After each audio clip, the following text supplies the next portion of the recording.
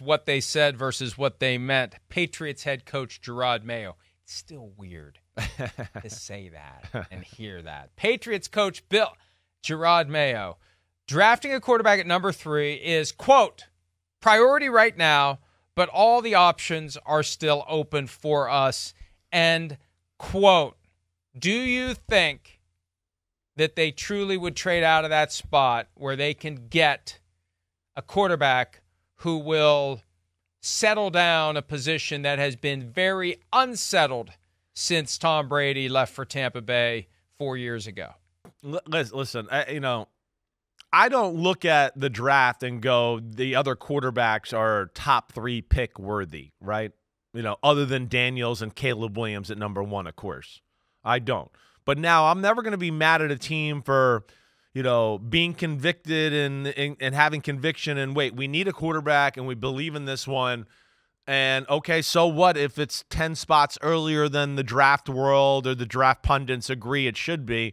That's where they got to balance this out. But what I would say he's saying is, yes, drafting a quarterback is a priority right now, but options are still on the table. And then what I want to say with priority right now is it's a priority, but damn, we got a lot of holes to fill on our damn roster, like a whole lot of them, right? And that to me is where like the gauging of how the holes are in your roster and then the gauging of the grading of your quarterbacks, right? If I'm the Patriots and let's just say, quarterbacks 3, 4, 5, and 6 on my board have very close grades, right? We got Caleb Williams, we got Jaden Daniels. Now the rest of these guys, the grades are kind of close here. Then I would go Patriots, trade down a little bit. Trade down then. Fill some holes on your roster, and the difference between your 3rd quarterback and your 5th quarterback is nothing. So you obviously like that guy a lot too, and do that, right? Or there's the opposite of that where there is a big gap, right? And then you go, well, then you might have to think about taking the quarterback because you think there's a big drop-off between 3 and then 4, 5, and 6. And that's, to me, what the Patriots brass has to figure out there. Well, absolutely. And look, this is something we could see with one of these teams in the top 5, really top 3, although I don't think the Bears are going to do it. But you could see somebody who tries to get smart/cute and drop down a few spots and still get the guy that they really like. Right. Let's just say that Adam Peters decides he likes Drake May. Yeah, okay. For whatever reason, he respectfully disagrees with your assessment or anyone else that would say Jaden Daniels is the guy. He sees something in Drake May that makes him the future quarterback for the Washington Commanders. But I could get him later. I don't have to take him at 2. I could trade out of this spot, let somebody else take Jaden Daniels because somebody wants to cut the line in front of the Patriots because there's some smoke out there. The Patriots really like Jaden Daniels. So I could step out and I could go down a few spots and still get Drake May, or even do the double move where you go down, then back up. I think the Ravens did that in 2008. The Dolphins did it Joe the year Flacco. they traded down. The Dolphins and then did it. came back up. Yeah, the Dolphins traded with the 49ers, right? And then they went up and got Jalen Waddle at number 6 and traded with the Eagles, right? I believe.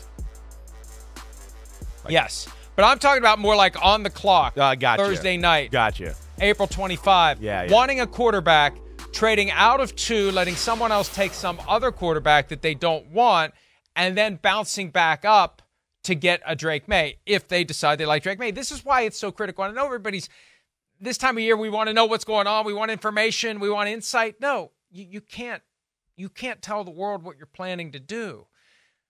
Because if they know what you're planning to do, they'll try to disrupt it because there's somebody else out there that wants to do the same thing. And you always want to be able to come out of this process. And look, there's plenty of lying that happens in football that shouldn't happen. But there's plenty of deception that is just part of the game. And if you keep your cards as close to the vest as possible, when you finally do play a card, however you get there, if nobody knows what you were going to do, you could say, hey, look, we traded down and still got the guy we would have taken, if you're inclined to brag about that. But you want your fan base to perceive that you succeeded in everything you do.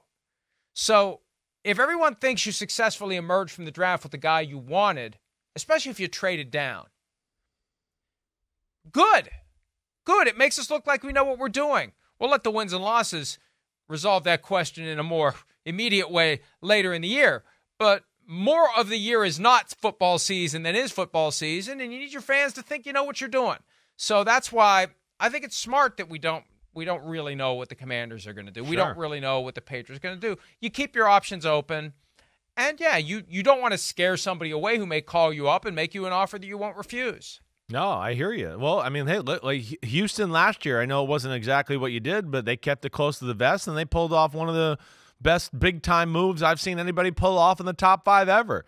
Got a franchise quarterback, and then they trade and get to the number 3 pick and get a franchise defense end, and nobody saw that coming. So to your point, that's exactly right, and we'll see where it goes. But this is, to me, where it certainly will get interesting as far as what the Patriots do. I'm very intrigued by their approach here because they do have Jacoby Brissett. We know he could play and start if they need be, definitely. But, damn, they need a quarterback. We know that for the future, but they need a lot on their football team.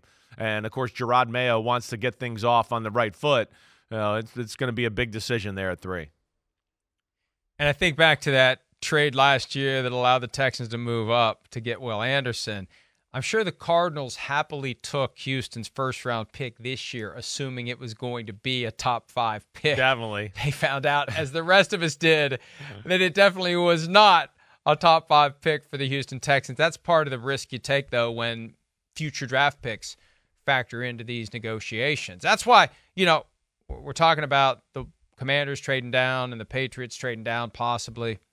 The Vikings are sitting there with 11 and 23, not 11 and future draft pick, 11 and 23. You know exactly what you're getting now, and there'll be more that gets added to it if they're going to try to move up, depending upon how far they go. But you know what it is. It's locked in. It is set in concrete. The 2 first-round picks you're getting them now, this year, and you know exactly where they reside. Yeah, agreed. Hi, it's Mike Florio. Thanks for watching PFT on YouTube. Hit subscribe for the latest news and analysis from Pro Football Talk.